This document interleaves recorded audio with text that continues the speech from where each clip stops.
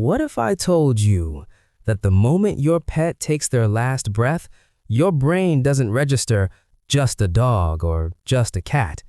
It registers the exact same heartbreak as losing a child.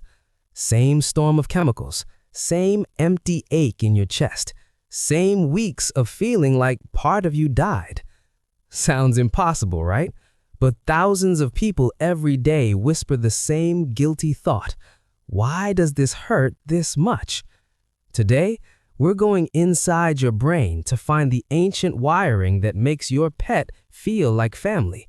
And the answer might surprise you, because it's not just emotional, it's biological. Stick with me, because by the end, that guilt you feel about grieving so hard, it'll feel a little lighter. Maybe you've been there.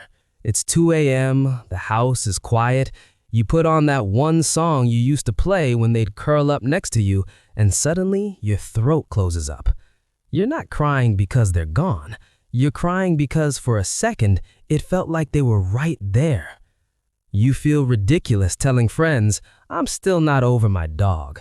But deep down, it feels exactly like the hole left by someone you raised. Why?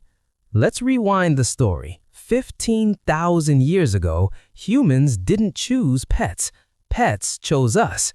Wolves that were friendlier stuck around our camps.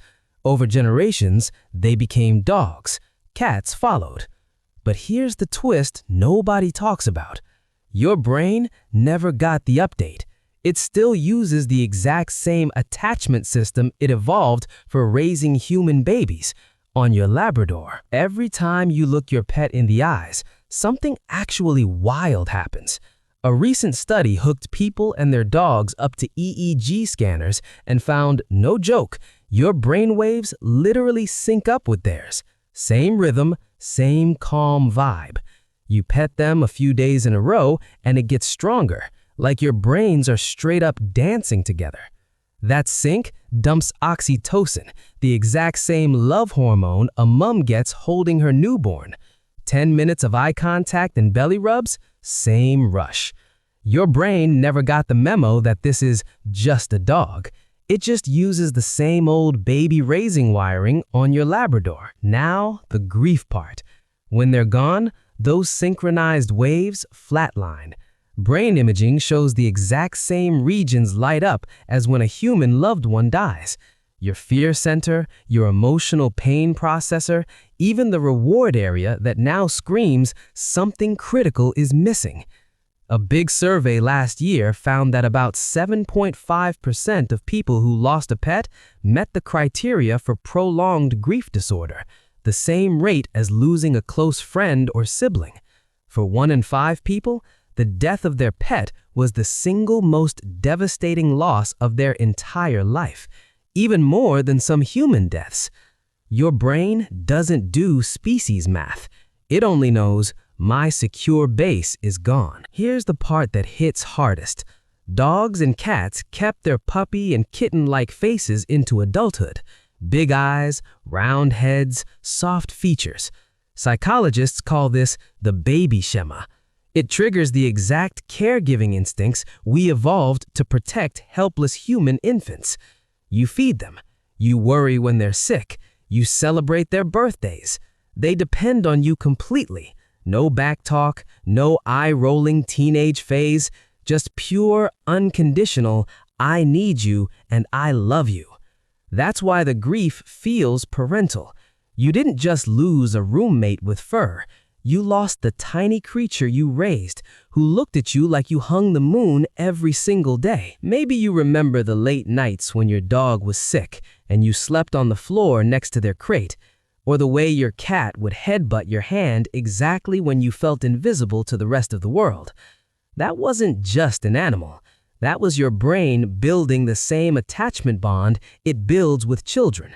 Same chemistry, same protective fire. So what do we actually do with all this? First, stop saying sorry for how much it hurts. It's not you being weak. It's proof you're capable of massive love. That's not embarrassing, that's human. Second, the grief hits the same way any big loss does. The random grocery store tears, the waves, all of it. Totally normal.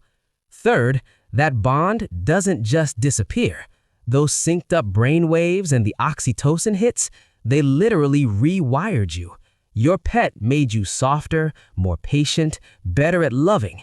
That part sticks around forever. Losing a pet doesn't hurt because they were almost human. It hurts because you were fully human with them.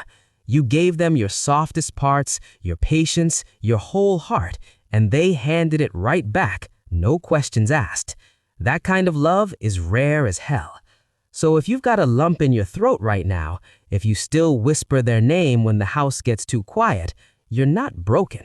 You're not too much. You just loved really deeply. And that's the most human thing there is. So tell me in the comments, what was your pet's name? The one whose loss still sneaks up on you years later. Say it out loud here. Let their memory live a little longer. If this video made you feel even 1% less alone in your grief, hit that like button. It helps more than you know. And if you're going through it right now, I see you. You're not alone. Take care of yourself today. And remember, every time you feel that ache, it's just proof of how big your heart really is. I'll see you in the next one. Until then, breathe. You've got this.